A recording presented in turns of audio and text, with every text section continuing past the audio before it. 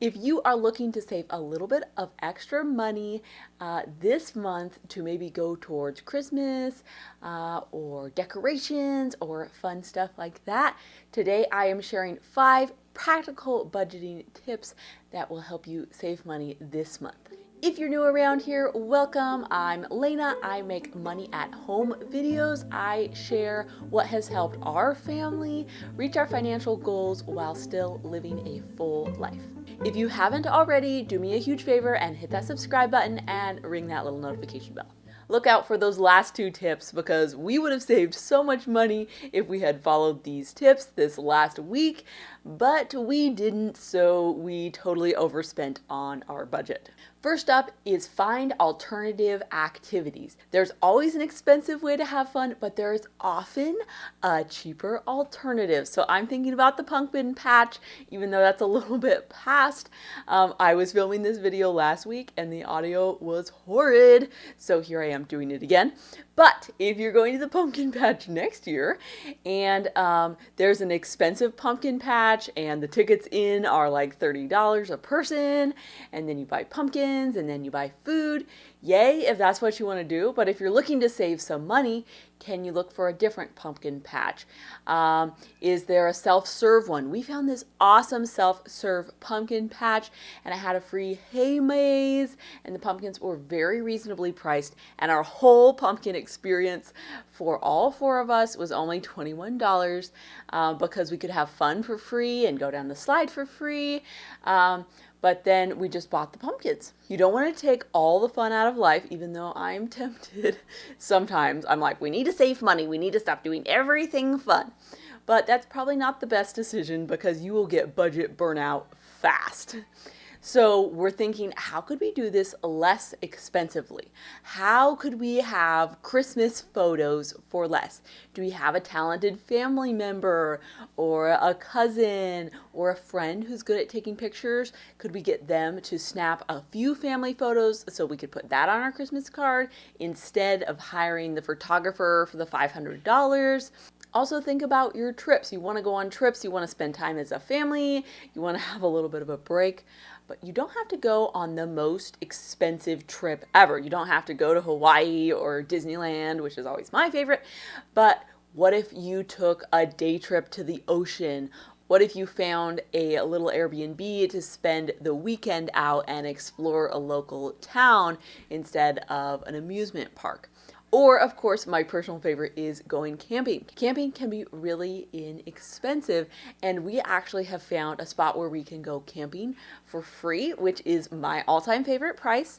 So camping can be a really inexpensive way to get that get away from home and all those home projects, but still have that rest. Next up is buy cheap stuff and fix it. You can have nice things in your house if you are willing to do things that other people are not willing to do. So, for example, we got our beautiful full grain leather couch for $40, but it was disgusting. We had to go get it and then I cleaned it for hours on end. But now we have a couch which would have cost us about $3,000 new for only $40. Sometimes you have to be a little crazy to find these deals and you have to jump on the opportunity right away. And sometimes it works out great and other times it works out less great. One of our latest adventures is that we got this side-by-side fridge freezer and it has the ice machine and the filtered water, and my husband loves ice, so an ice maker is really nice.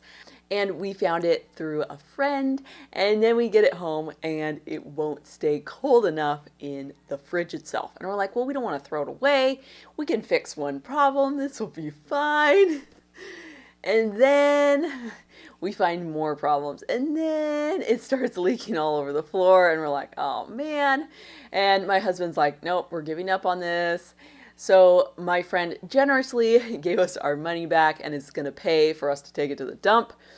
But that was kind of disappointing, but you know, everything can't work out brilliantly. So our latest adventure was that we got this ottoman and we were driving back from seeing my parents, and we were in our little commuter car because I didn't want to spend all that gas money with the big one. So we are driving back and we got both kids in the car in their, ginormous car seats because that's the only size they come in. And so there's 4 people in this 5-person car, and then we go and we pick up this ottoman, and then I was gonna like sit in the back and then be super scrunched because it's pretty small.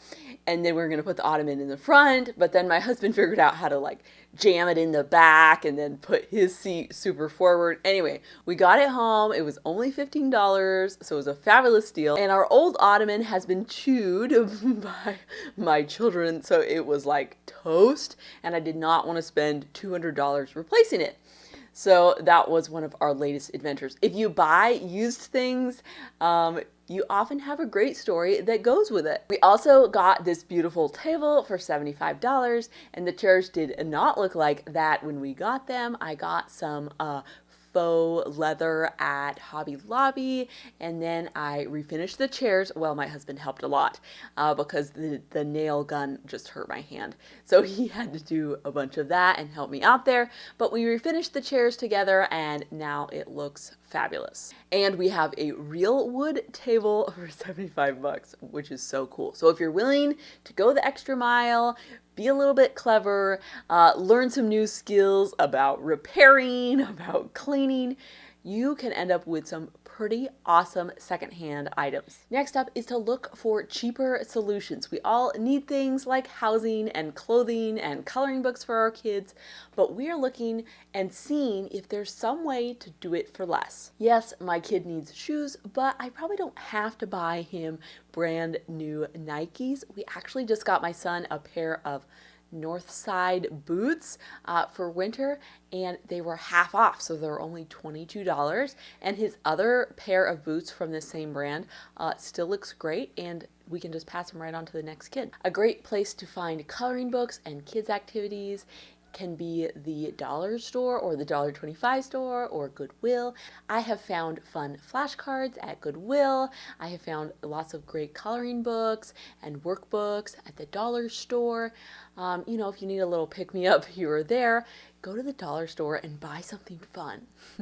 And you still won't be spending that much money. Housing, it's really hard to think about this one. Could we go with the smaller apartment if we could put aside $200 a month towards our retirement or saving for a down payment? For us, part of the way that we bring down our housing costs is that we have an Airbnb in our house. And this only works if you own, but we have put an Airbnb in part of our house. So we have a 1-bedroom Airbnb, and I clean that while the kids are napping, and that can supplement how much our mortgage costs, which is a way of house hacking. Other people house hack by buying a duplex or a triplex or something, and then they live in part of it. But for us, we do the Airbnb. So shop around for those necessities and consider that there might be a way to get it for less. So that winter coat that you need to buy, could you get it at a discount store like TJ Maxx or Marshall's? I found mine at Marshall's for about half the price of what it would be new for that type of coat. Drop in the comments what other discount stores really help you save money on those necessities. Next up is check your budget before you go to the store. This would have saved us so much money last week if we had done this, but we didn't. So we were not quite as on top of our budgeting and our tracking as maybe we should have been, and then we went to the store and spent a lot of money. But we didn't know that we were coming to the end of our budget, and maybe we should just buy the necessities because we didn't know how much money was left. So don't be like me and check your budget before you go to the store so you can prioritize what things you really need.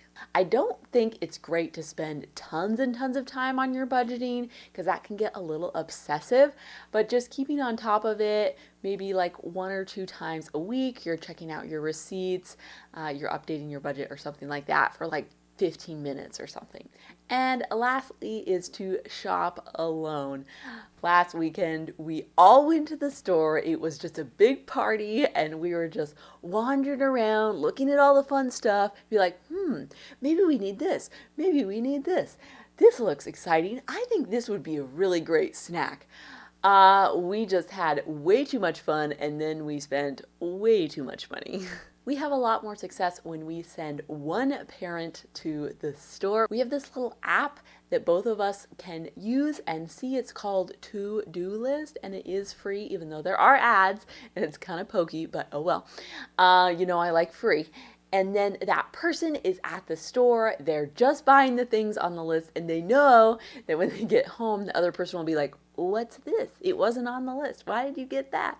So then we don't overbuy as much. So for us, it works to have just one person go to the store. I have heard that people have had great success with Instacart or ClickList. I haven't tried it personally, but I think the idea is that you're picking everything in advance. You're not there seeing the strawberries and they look great. You're thinking about exactly what you need, and then you're not picking up any of those extra frivolous items. Have you tried Instacart or ClickList? Did it help your budget or did it hurt your budget? Let me know down in the comments. Thank you so much for watching this video all the way through. If you have any other money saving tips for us, please leave those in the comments. Don't forget to like and subscribe, and I hope to see you in the next one. Bye for now.